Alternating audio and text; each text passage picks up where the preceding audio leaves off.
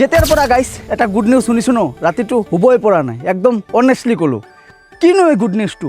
Good নিউজটো হ'ল এবাৰ বঙাইগাঁওবাসীৰ কাৰণে স্পেচিয়েলি বি পদ্মাৰ মাইক্ৰগ'ল্ড, একদম ৰাষ্ট্ৰীয় পুৰস্কাৰ পোৱা বি পদ্মাৰ মাইক্ৰগ'ল্ডে আপোনালোকৰ বাবে একদম গুড নিউজ লৈ আহিছে।